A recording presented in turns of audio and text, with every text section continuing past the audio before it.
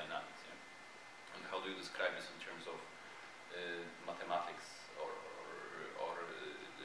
quantified theory, and what you can predict from this theory, for example.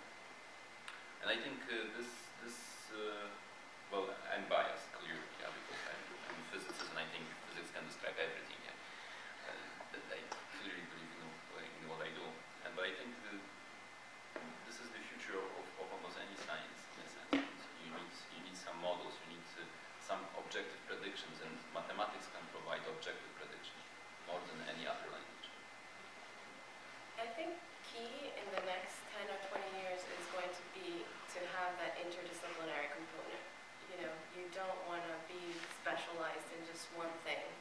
You want to be able to collaborate with people that are in different areas, and you want to be able to, you yourself, have experience in different areas. And if you can get into something that has to do with biomedical sciences or translating basic science into applicable science, that's probably, you know, where things are headed. That's my perspective.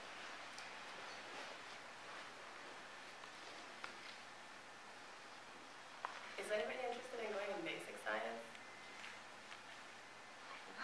Uh-oh. All interested, yeah? Can you speak a little bit more on like your research with the movement in rats and such? Movements and what do you want to know specifically? Like, what are you looking at? What kind of things are you doing with them? So I did my PhD in specifically looking at movement and what changes in the brain areas occur when you learn a new movement. So I was working with rats, and pretty much I was training them on a skill reaching test.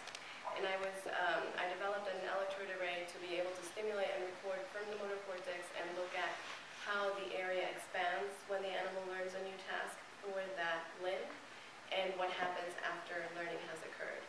And I sort of started figuring out that I was interested in motor movement and motor movement disorders when I was starting with my master's, and then I had a chance to do a lot of rotations, and then I found this great lab that was working on movement disorders.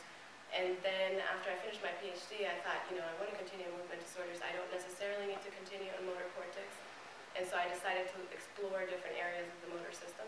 So I did a little bit of spinal cord injury in rats, and I was looking at what happens, how the motor cortex reorganizes as a result of an injury in spinal cord. I didn't really enjoy that research at all, mainly because it's just, you know, you have a spinal cord injury and rats can't move. You have to, you know, empty their bladder twice a day. And for me, it was just very draining. And eventually I moved to the lab where I'm at, and right now I'm using electrophysiological tools to record activity from single cells in the cerebellum of mice.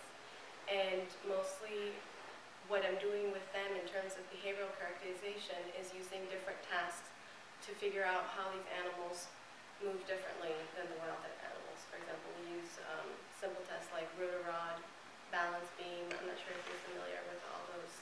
There are strategies to figure out how well the animal is moving, and what the gross motor function is of these animals. And these particular mice that I'm working with have a movement disorder called, well, it's a dystonic-like movement disorder. Have you heard of dystonia? So dystonia is a classical example of that is like writer's cramp or musician's cramp. And people tend to think that it's associated with highly skilled, repetitive, professional movements, but there's varying severities. So there are patients that have generalized dystonia, and they have like twisting movements, and they can't walk or maintain their balance and things like this. And the mice that we have stiffness in the hind limbs. And so what I'm doing is I'm trying to figure out what is wrong in the cells in the cerebellum in those mice, try to figure out which ion channels may be involved in the disorder so that I can find pharmacological agents to try to help the mice get better. And the way that I assess whether they're getting better or not is using this whole battery of behavioral tests. So it's involved, and you have to look at it through several levels. You can't just focus on behavior. You have to look at the molecular aspect, and you know, to try to get the big picture and figure out what's going on.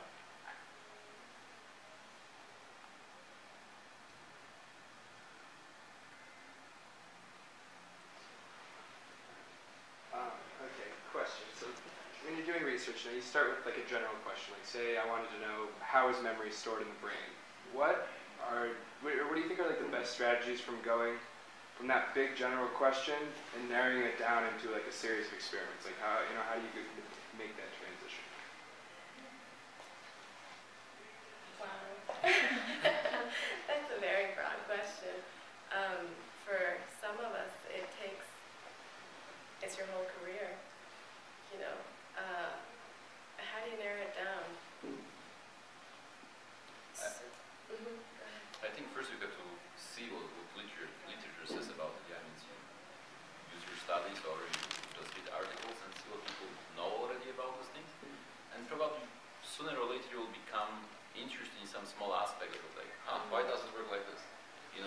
Why this article is right, or it doesn't seem that it's right. Yeah, because I think it's wrong. And you start working from much narrower,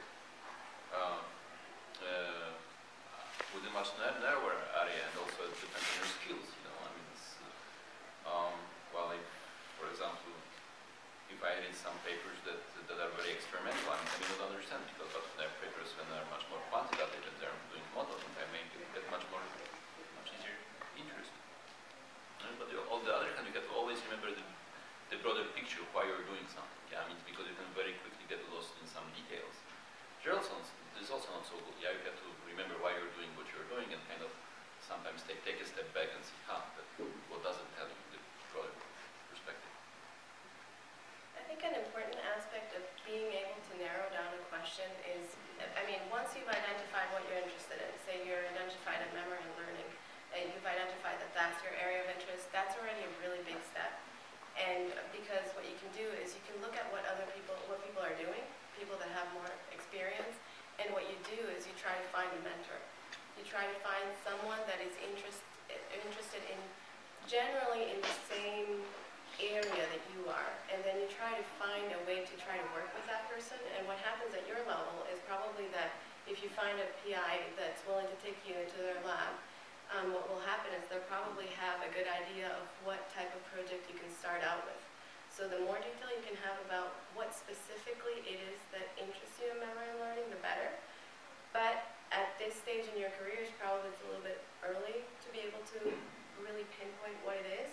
So if you can find a mentor in that area, they are really helpful in pitching you a project so that you can start developing that. And as you develop that project, eventually if you go to grad school or something like that, then while you start learning tools, you start increasing your toolkit and talking to people and figuring out what aspects you are interested in, like he was saying.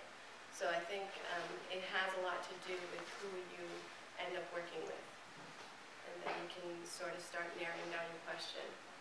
Eventually, if you get to the postdoc level, which is what's happening to me right now, is that I spent a long time in my PhD working toward my mentor's aims, and that was a lot of fun. I learned a lot of things, but then eventually I started thinking, okay, so he's interested in this aspect, and I'm more interested in the translational aspect. And now that I'm doing my postdoc, I have a chance to have my own project, I have my own mice, I have my own strategies, and I'm able to come up with my own ideas of what it is I want to pursue. So I can clearly say, I want to have a basic science line and a translational science line, and this is more or less what I'm going to do and how I'm going to go about it. But it's not, if you don't have the toolkit and if you're not fully equipped, you're not going to be able to pinpoint exactly what it is that you want to follow. That's right. That's exactly as you said. You're becoming more and more independent as you go. Yeah, you start with some small project that does test your skills and gives you some ideas of what the field is about. But as you progress during your career, even if you're just doing research in a lab as an undergraduate, you will start from a project that you will be handheld at the beginning, but very soon you can be even a specialist in this small area you're doing, much better than a PI. Yeah,